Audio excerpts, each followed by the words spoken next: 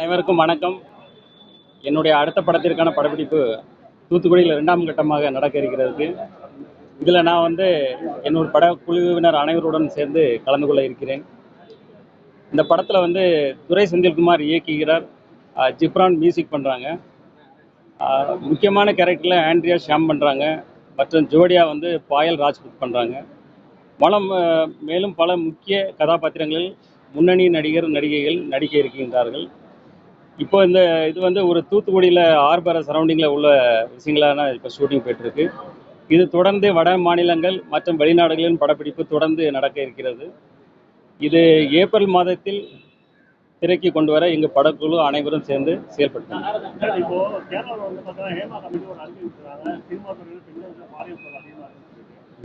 தமிழ் சினிமாவில் பார்த்தீங்கன்னா பாலியல் முறையில் புகார் இருக்கக்கூடிய நடிகர்கள் 5 ஆண்டுகள் தலைவர்கள் சொல்லியிருக்காங்க. ஆனால் தமிழ் சினிமாவில் இப்போ பார்த்தீங்கன்னா நடிகர்களை நம்பிதான் இருக்கே தவிர ப்ரொடியூசர்களை நம்பி கிடையாது. எனக்கு ஒரு பெரும் நடிகர் யார் முடிவு பண்ணுறதோ அவர் தான் ப்ரொடியூசர். ஸோ அந்த பட்சத்தில் எப்படி ஒரு ப்ரொடியூசர் நடிகருக்கு தலைவர் இதை எப்படி சாத்தியப்படுறது?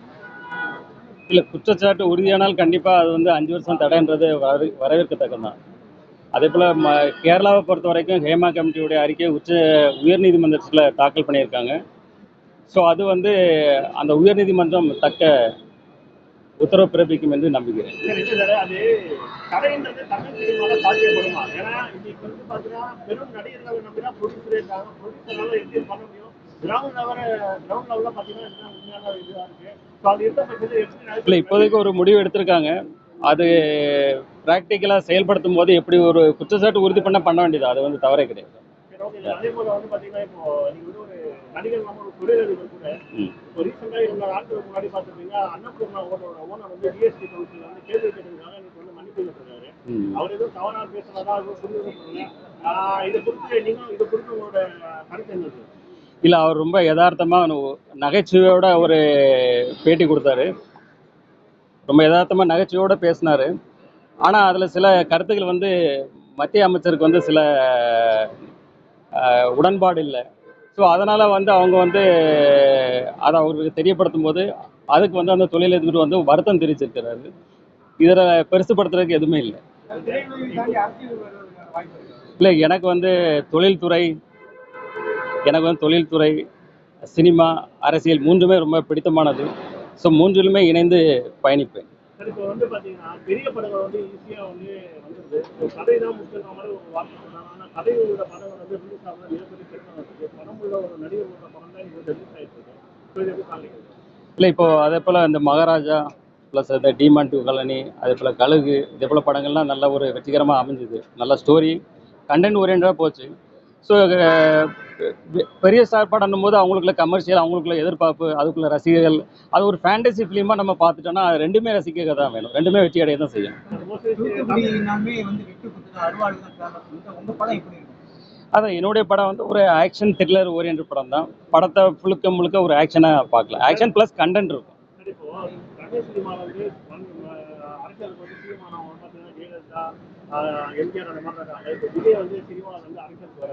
அவரோட முதல் மாநாடு நடத்துறதுக்கு ஏற்பட்ட பிரச்சனை சந்திச்சவர். அவர் பார்த்தீங்கன்னா அரசியலில் காத்து பிடிப்பாருன்னு நினைக்கிறீங்க?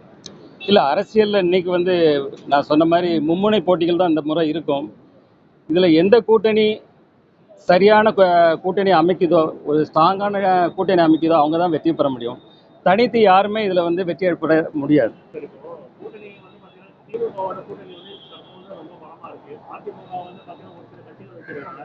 இப்போ விஜய் கூட கூட்டணி சேர்வதற்குண்டான வாய்ப்புகள் எந்தெந்த கட்சி இருக்குன்னு நீங்கள் நினைக்கிறீங்க? ஏன்னா இன்னும் ஒரு கொள்கை இல்லை, ஆமாம், அதனால் அது காலம் இன்னும் இருக்குது. முன்னாடி இன்னொரு 2026 காலங்கள் இருக்குது. ஸோ அதனால் அதை பொறுத்து இருந்தால் பார்க்கணும்.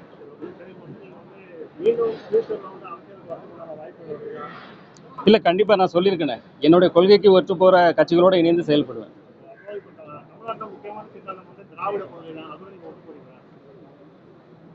திராவிட கொள்கை கண்டிப்பாக ஏற்றுக்கொள்ளப்பட்டது தானே, எல்லாராலும் ஏற்றுக்கொள்ளப்பட்டது தானே. தேங்க்யூ. Any question sir? இப்போ நீங்க இதுக்கு முந்தின படத்துக்கும் இந்த படத்துக்கும் எந்த மாதிரியான கேரக்டர் டிஃபரன்ஸ் இருக்கும், அந்த படத்தை பற்றி சொல்லுங்க சார். இல்லை, இந்த படம் டோட்டலாக வித்தவுட் மேக்கப். ஸோ இது ஒரு ரக்கடான ஒரு film, content oriented film, story oriented. So அந்த கதாபாத்திரத்துக்கான எல்லா ஆக்டர்ஸும் அந்த கதாபாத்திரத்தில் இணைஞ்சு நடிக்க போகிறாங்க.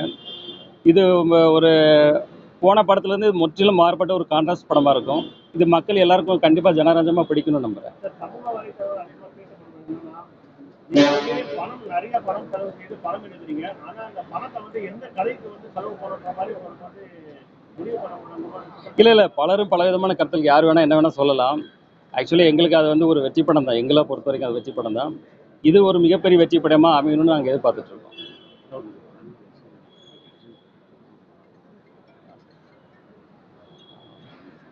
இப்போ வந்து தமிழக முதல்வர் வந்து இன்னைக்கு வந்து வெளிநாட்டு பயணத்தை முடிச்சுட்டு வந்திருக்காங்க.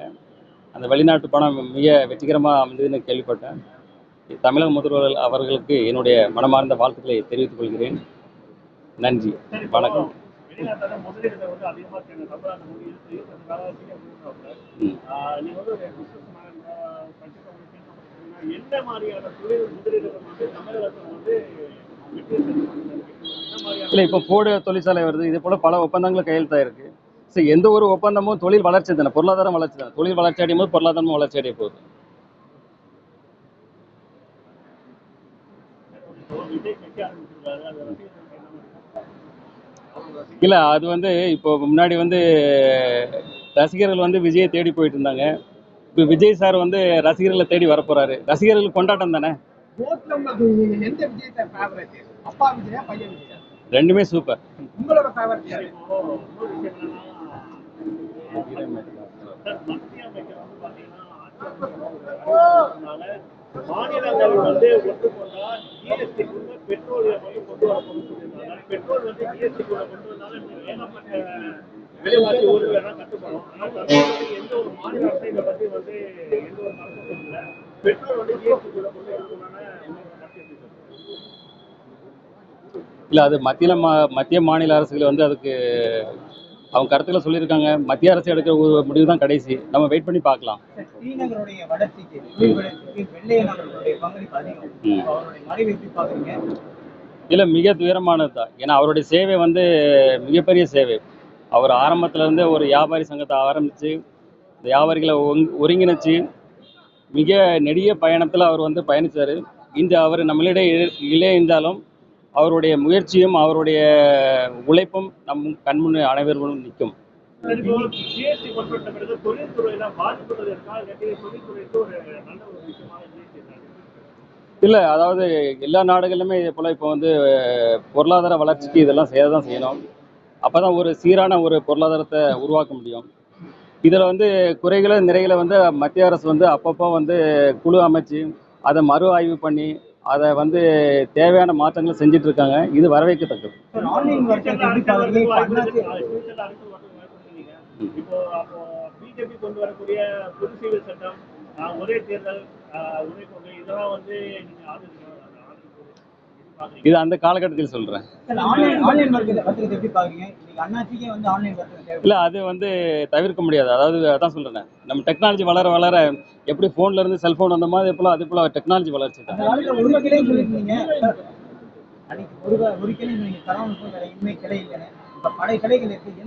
இல்லை அதாவது மக்கள் பறந்து இன்னைக்கு எல்லா இடங்கள்லையும் வியாபிச்சிருக்காங்க. இன்னைக்கு பயணங்களை குறைச்சி அவங்களுக்கு அங்கங்கே போயிட்டு நம்ம சர்வீஸ் பண்ணும்போது அது அவங்களுக்கு கம்ஃபர்டபுளாக போயிடுது. ஸோ ஃப்ரீ ஆகிடுருக்கு. அது வந்து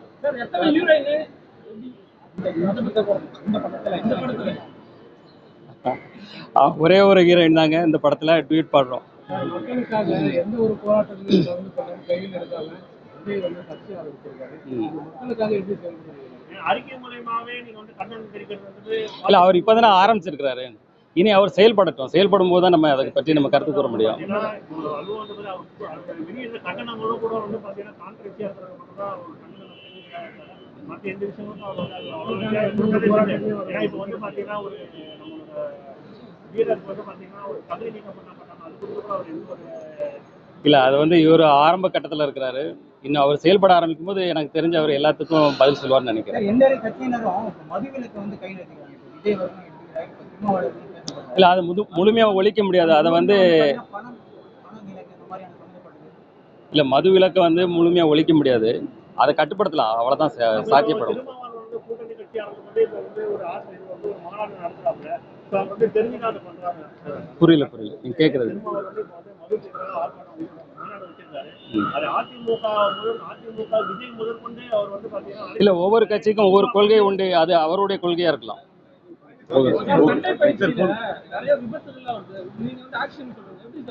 இல்லை, எல்லாமே இன்சூரன்ஸ் கொடுத்துருக்கோம், பாதுகாப்பு உபகரணங்கள் பயன்படுத்தப்படுது, அவங்களுக்கு முழு பாதுகாப்போட செயல்பட்டு. தேங்க்யூ, நன்றி, வணக்கம்.